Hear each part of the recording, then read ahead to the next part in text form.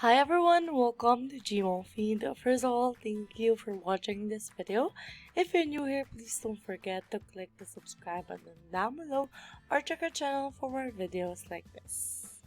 So for today's video, of course, we're gonna learn something new about Gmail.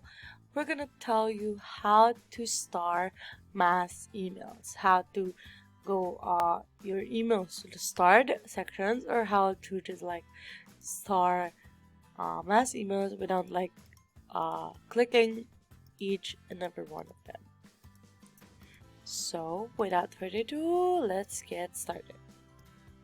Okay, so the first thing that you'll ever need to do is of course log into your Gmail account, and then what you're gonna do is you can either click all, none, or red. Like for example, I want to start my red emails, and just click this three dots and then add a star.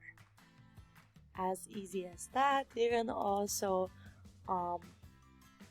click all the boxes at the same time if you're have a lot of time, and then click add star. So there you have it.